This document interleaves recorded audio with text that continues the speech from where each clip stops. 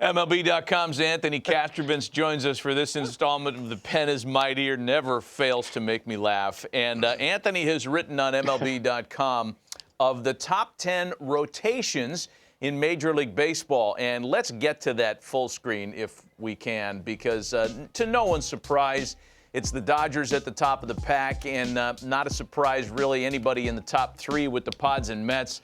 It gets interesting, I think, in the middle of your list, Anthony, but let's start with the Dodgers and this question. Where would they have ranked had they not signed Trevor Bauer? So I wrote this list initially after the Padres' big moves for Yu Darvish and Blake Snell. I had the Padres 1 and the Dodgers 2 at that time, and then the old switcheroo when Trevor Bauer arrived to LA. So I think there was an argument for the Dodgers at number 1, quite frankly, without Trevor Bauer. They have so much depth. I think Tony Gonsolin and Dustin May, these guys would be central figures of many other clubs, at least in the middle of the rotation. For the Dodgers, they're kind of extra pieces at this point. So there's just tremendous depth there. I think you kind of take your pick 1-2 with the Padres and Dodgers right now, but it just seems to me with Trevor Bauer kind of made that easy to leapfrog the Padres and put the Dodgers at number 1. Hey, can we pop that back up there? Because Anthony, I got a question for you. I think you got the Yankees too high.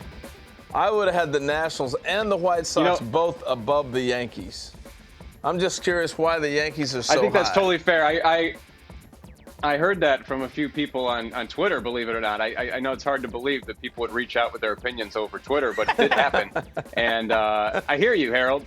I was a little uncomfortable with myself. One thing that kind of swayed me, I looked at Fangraph's projected wins above replacement, and it got in my head, to be honest. They're still at number 1. Even after the Trevor Bauer move to the Dodgers, the Yankees are still number 1 in Fangraph's projected starting rotation WAR. I'm curious, now that's how really can that bullish be? on Corey Kluber.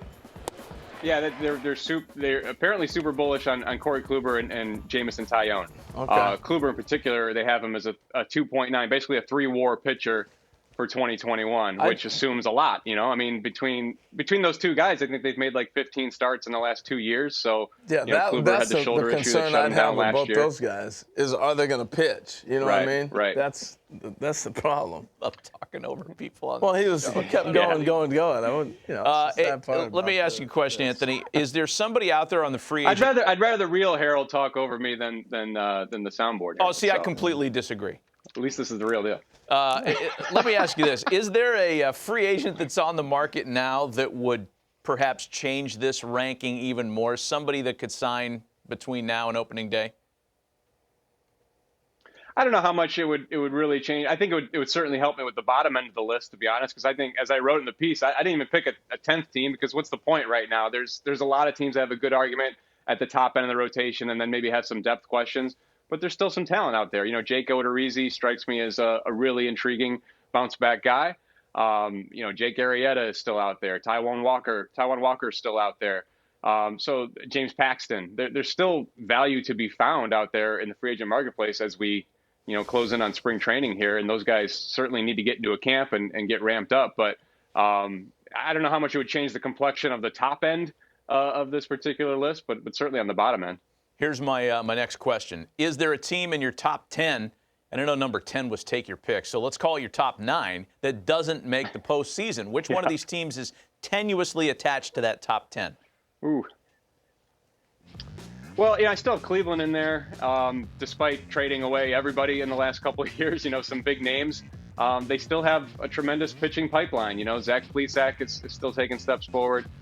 Tristan McKenzie came up last year and was really good. Now, I'm not sure if they can maintain that. You look at their farm system, and the top end is more in the position player realm, the guys who are nearest to the big leagues. So, and there's questions about their position player group in general, even at the big league level. They did make some additions in the last couple of weeks. Cesar Hernandez comes back and Eddie Rosario. But, I think it's clearly a team in transition. So that might be my pick for that one. Boy, there's a lot of drama in this pitching, but nothing like The Bachelor.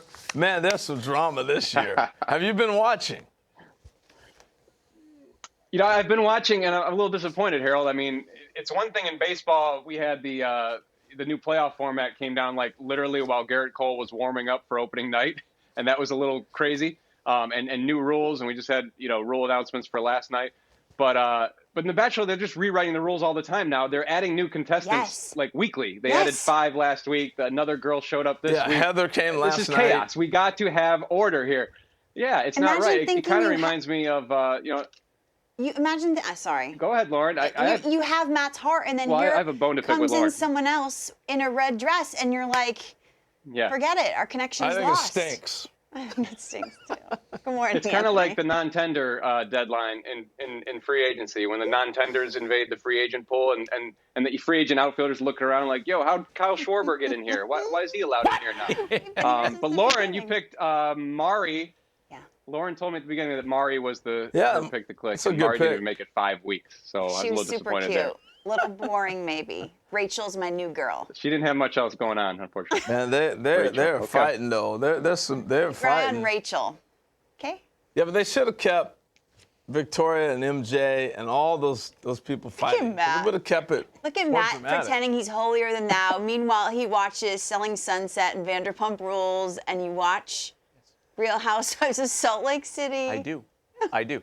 And why am I chastised for watching the whole palette of Bravo stuff, and you guys can sit here and, break bread over The Bachelor, and I'm the weird one? How is that? I just see you looking at us like judgy, wudgy, what's a bear, and I'm out on it. That's all I'm saying. I'm out on The Bachelor. I think it's, as Harold says. I think it stinks. Yeah, I agree. All right, Harold likes it. I just appreciate the fact that Lauren is watching.